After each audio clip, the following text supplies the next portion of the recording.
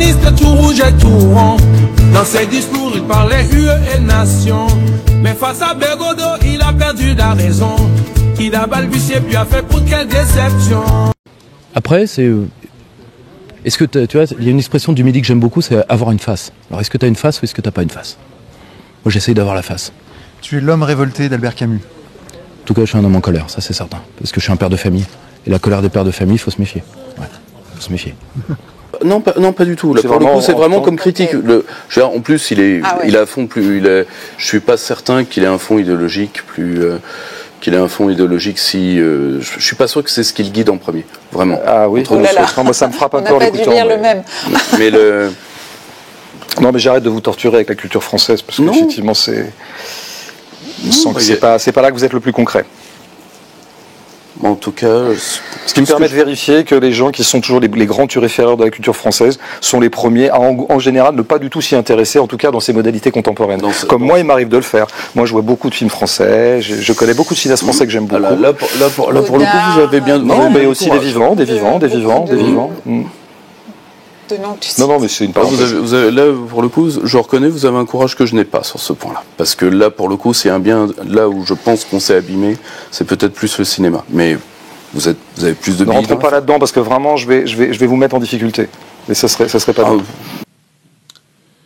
Il bloque souvent comme ça? Je crois qu'il fait sous lui. Il était un souverainiste tout rouge et tout rond. Dans ses discours, il parlait UE et nation. Mais face à Bégodeau, il a perdu la raison. Il a balbutié puis a fait pour quelle déception. Peggy 18. Ce qui m'intéresse, c'est comment mes camarades vont vivre, comment je vais pouvoir être tenté de léguer quelque chose à mes enfants. Et je sais qu'il y a encore quelque chose dans ce pays que je peux leur donner. Que vous n'y croyez pas, c'est tout à fait votre droit. Ouais, j'y crois encore moins depuis que vous m'avez donné votre exemple. Sur cette question du mérite, la façon dont finalement la critique du mérite débouche sur un affaiblissement de la capacité des classes populaires à accéder aux plus hautes carrières. Est-ce que vous ne pensez pas qu'il y a un gros problème dans votre position? Merci. D'abord sur le cobalt. Si vous voulez, franchement, moi je vous remercie d'objecter à ce que je dis. Il n'y a aucun problème, ça me stimule très bien.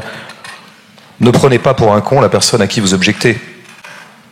Je suis au courant qu'avec le cobalt, c'est un composant majeur du téléphone portable, y compris celui que j'ai dans ma poche. Je suis au courant. Merci. C'est-à-dire que toute forme de contestation va vite sur le compte de la guerre civile, ce qui est quand même une espèce de torsion des faits tout à fait incroyable. Parce que qu'est-ce que ça veut dire? Ça veut dire que la prise de la Bastille le 14 juillet, c'est quoi? C'est une guerre civile et en tant que telle, elle est réprouvable ou elle est répréhensible. Toute forme d'insurrection sera donc mise sur le compte de la guerre civile. Qu'est-ce que ça veut dire, en fait? Alors, les Gilets jaunes, c'était de la guerre civile aussi, ou est-ce que c'était une juste contestation de gens qui en avaient marre d'un certain nombre de trucs et qui étaient insatisfaits?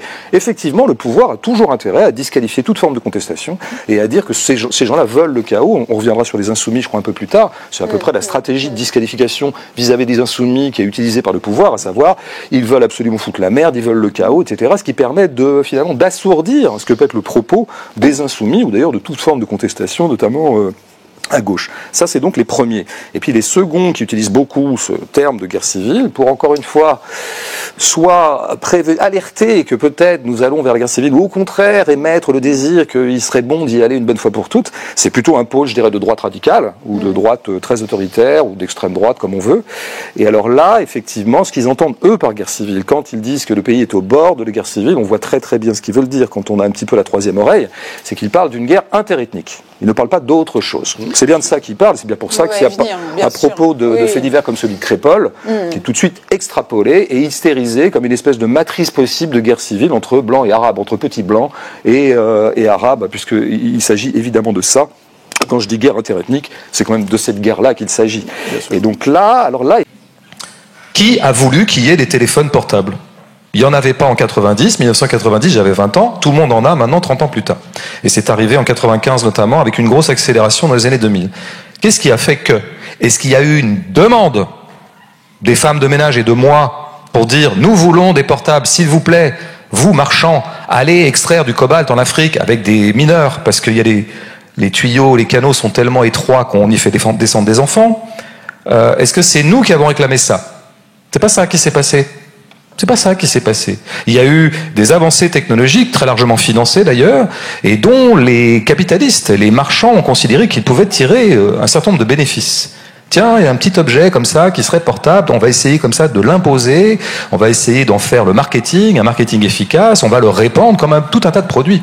Donc je maintiens que les pollueurs en chef sont bien les marchands qui ont décidé de rendre lucratif la diffusion planétaire du téléphone. Et que la femme de ménage dans tout ça n'y est pour rien. Ça c'est sûr. Parce que moi je vous demandais quelque chose comme une incarnation concrète de quelque chose qui serait à la hauteur de la haute idée que vous faites de la France. D'accord ? Et là, vous me répondez des trucs que vous aimez bien dans la vie. Vous auriez pu me répondre des éclairs au chocolat, c'était pareil en fait. Ouais, j'aime bien cueillir des fleurs, cueillir des champignons, etc. Ok, je suis super content d'apprendre vos loisirs et des gens que vous aimez bien autour de vous. Mais c'était pas ma question en fait. Par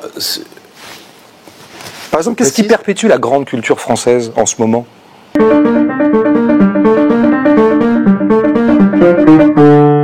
I'm innocent, you know that, right?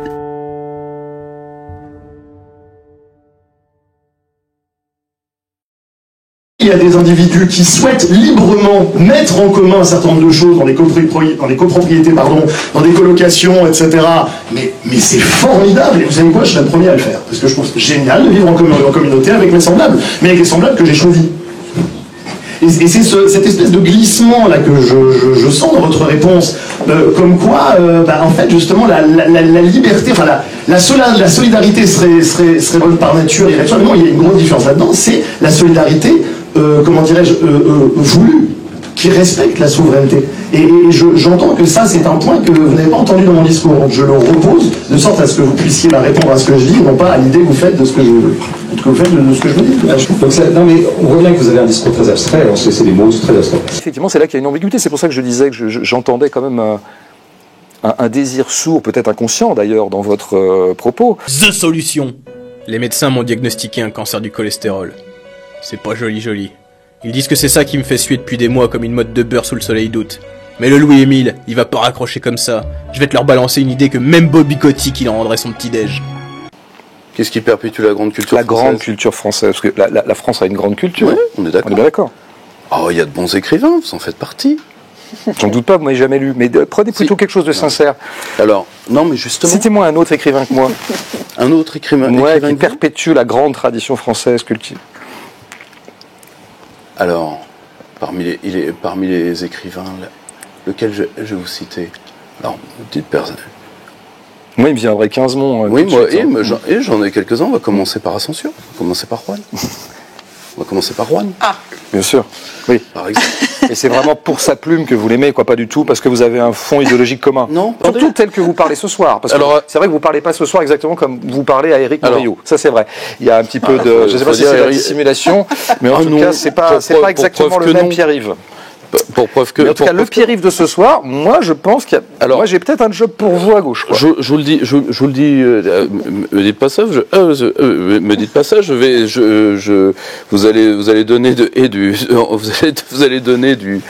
vous allez donner des armes à justement une partie de la droite qui, à titre personnel, aimerait bien se débarrasser de moi. Or, mais voilà, ils veulent pas de vous. Mais bien sûr, mais qui vous dit que moi je veux. Alors qu'à gauche, nous sommes qu'amour et bras ouverts. Oh, c'était vrai. Tant que ça. Mais non, mais plus sérieusement, il y a un point sur lequel je voudrais rebondir.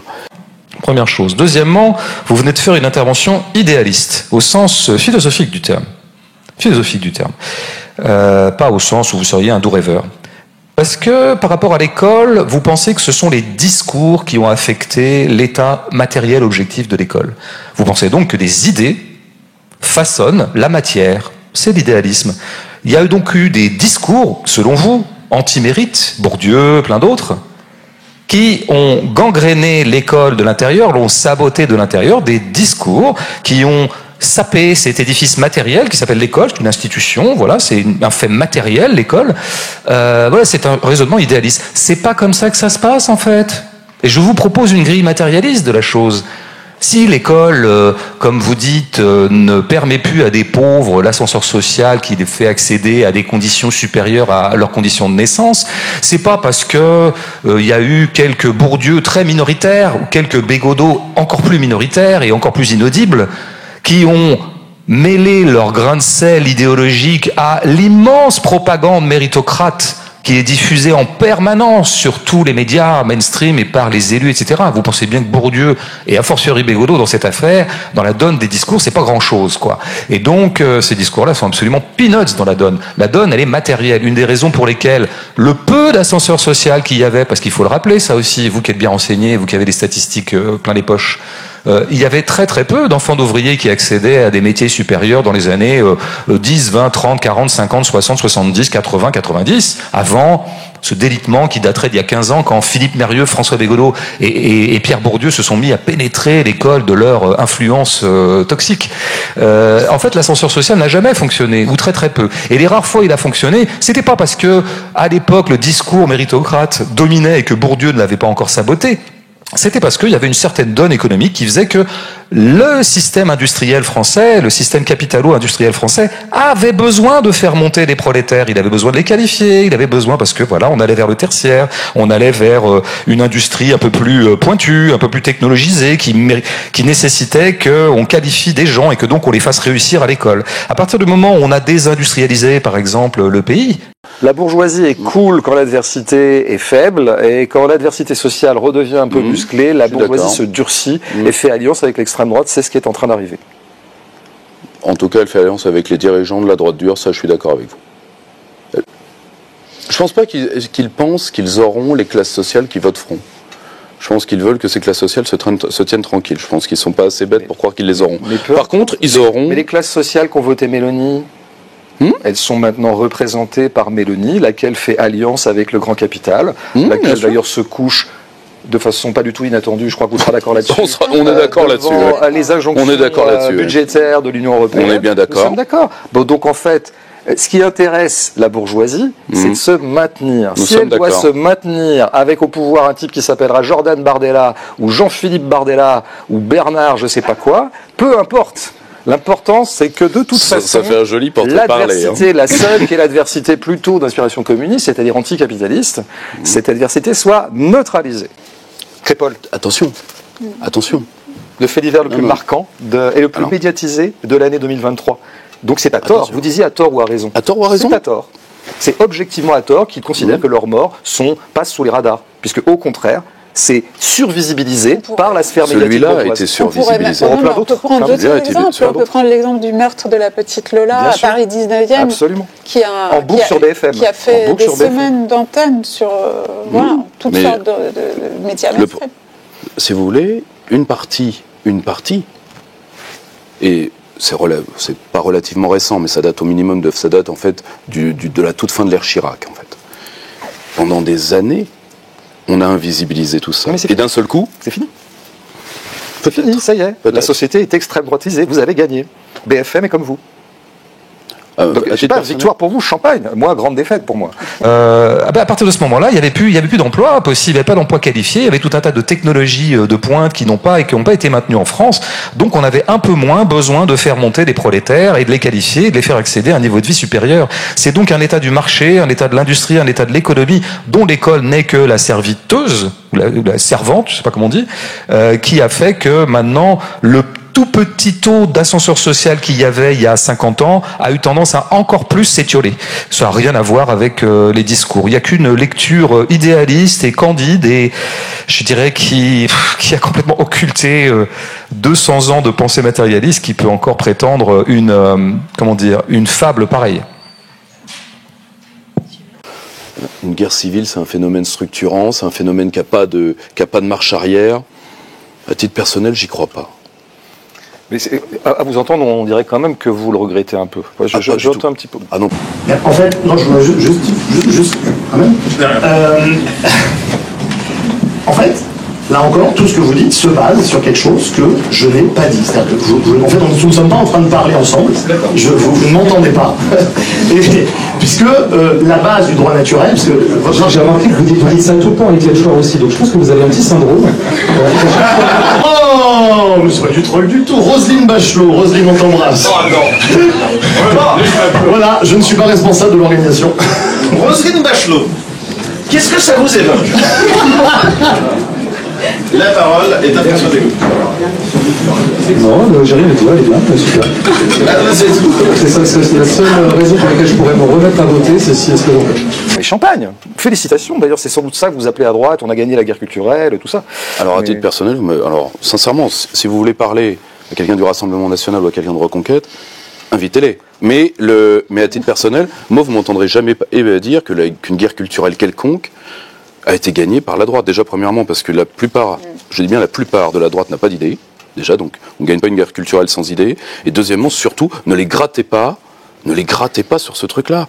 Parce que ils ont découvert Gramsci dans les années 70. Ils en sont jamais une expression de Gramsci. Ils en sont jamais ressortis. Donc les grattez pas là-dessus. Leur dites surtout pas ça. Si vous voulez, je pense qu'ils se rendent pas compte eux-mêmes que fondamentalement le pouvoir qui n'a pas nécessairement besoin d'eux a besoin d'un pilier droit et qu'ils le sont. Et qu'ils s'en doutent ou pas d'ailleurs. Et ils seront.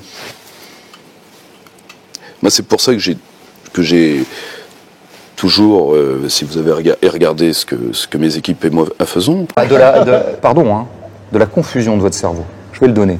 Vous parlez d'écologie à un moment. Alors c'est très intéressant toujours, je veux dire pendant 300 pages vous n'en parlez pas. Comment est-ce que vous en parlez? Première figure rhétorique que j'analyse dans Notre Joie, folklorisation donc de l'ennemi. De quoi vous parlez concernant le mouvement écologiste en cours, pris génériquement d'ailleurs ce qui est déjà un problème, c'est évidemment de sa protubérance pittoresque, à savoir un certain courant évidemment ultra-minoritaire de quelque chose qui s'apparenterait à l'écologie, qui serait ultra-malthusien, qui engagerait, par exemple, à ne pas faire d'enfants. Vous en parlez, je n'ai rien inventé. C'est ça, en fait, que vous parlez à propos d'écologie. Enfin, c'est ce que vous retenez de ce continent intellectuel et actif désigné sous le nom d'écologie, c'est ça. Cette espèce de truc totalement folklorique. Deuxième chose, évidemment, et là-dessus, comme tous vos amis politiques, tous vos amis, je dirais, idéologiques, Onfray en particulier, dont je fais une analyse un moment dans mon livre, bien sûr, on a le droit à Greta, on a le droit au refrain de Greta. Greta comme emblème de l'écologie, Greta qui l'épuiserait, Greta qui incarnerait à elle seule tout ce que peut être l'écologie. Donc bien sûr, une petite allusion au fait que quand même, comme disait Onfray, c'est quand même une enfant qui donne des leçons aux adultes, tout ça, donc on perd un peu de vue le sujet. On parle du pittoresque, etc. En revanche, la question de savoir si la situation écologique est, urgente, qu'elle appelle des mesures concrètes, comment, pourquoi, ça vous intéresse pas. Tout ce qui vous intéresse, c'est de constituer l'écologie comme une idéologie et de la disqualifier en prenant, encore une fois, que la vitrine tout à fait spectaculaire et inintéressante. Une fois, une journaliste me demandait, mais vous avez déserté le champ audiovisuel, vous l'avez laissé au Finkielkraut, Zemmour et autres. Ok, mais parce que eux ont beaucoup moins de scrupules que des gens comme moi, je me permets de me mettre dans ce groupe-là, à restreindre la pensée à des slogans de 3 minutes. C'est pour ça que Frédéric Lordon déteste aller à la télévision. Alors que Michel Onfray, ça lui pose aucun problème, puisque ce qu'il a à dire tient effectivement en 4 phrases. Vous voyez, il est là le problème. Mon opinion sur ces propos, je vais prendre d'abord, parce que oui, alors j'avais même écrit un long article dans Transfuge là-dessus, parce que j'avais lu l'identité malheureuse, et justement, ce qui me frappait en lisant l'identité malheureuse, qui est vue par ses turiféraires comme, la défense culturelle de la France, et puis par ses contempteurs comme, oh là là, mais c'est un peu du racisme. Moi, ce qui me frappait, à quel point, à toutes les pages, s'exprimait quelqu'un qui était dans l'amour, épiphanique de la bourgeoisie. Ces pages-là de Finkielkraut sont vraiment un amour profond de la bourgeoisie en tant que gardienne du temple, en tant que gardienne du troupeau.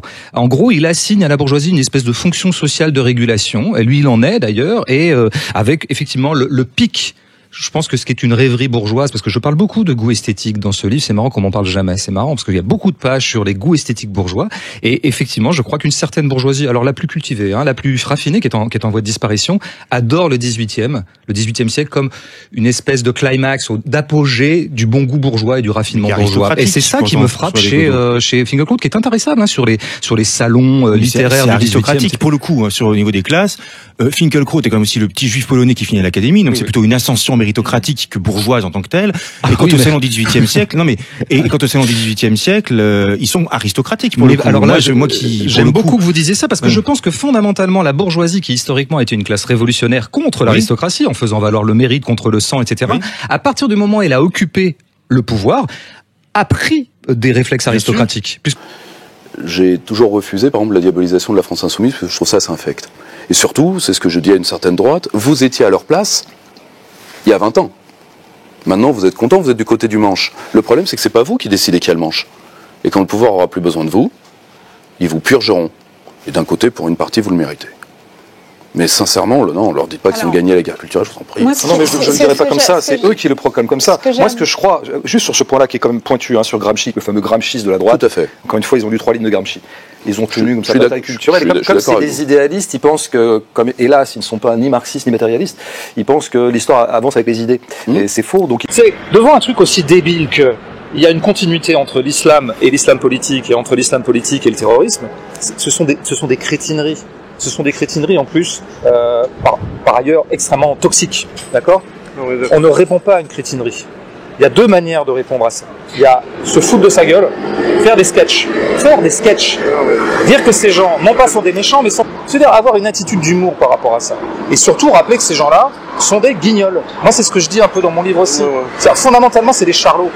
Fondamentalement, ce sont des enfants qui sont dans des espèces de fantasmagories, des espèces de fables pour enfants. Voilà.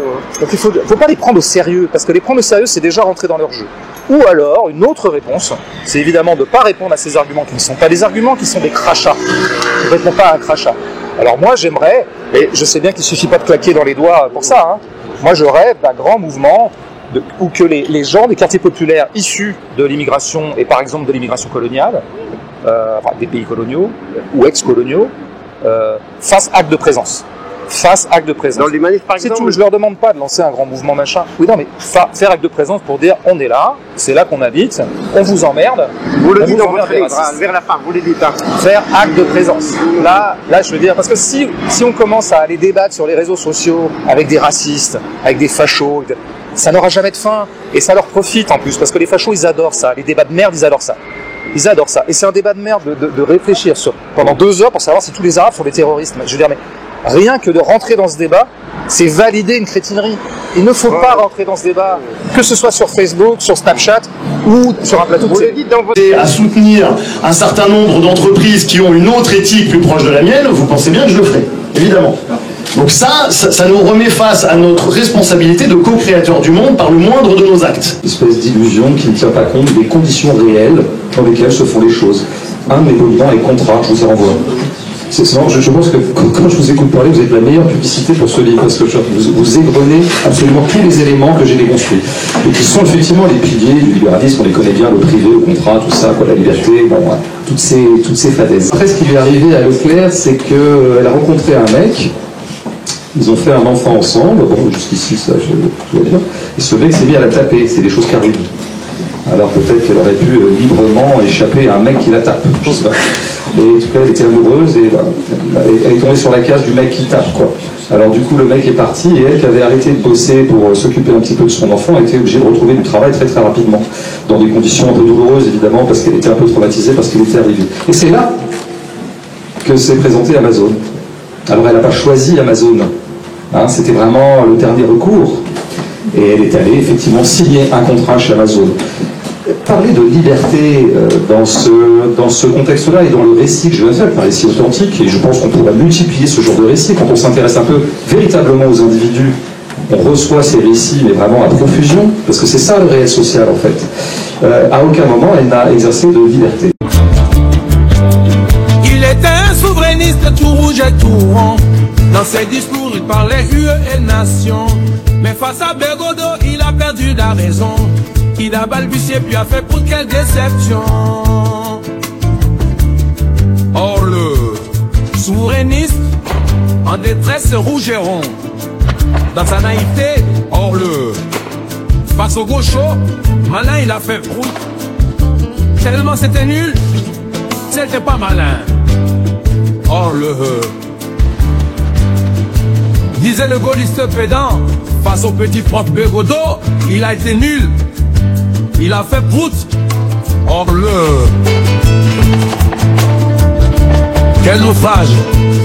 Le neuneu souverainiste a montré son vrai visage.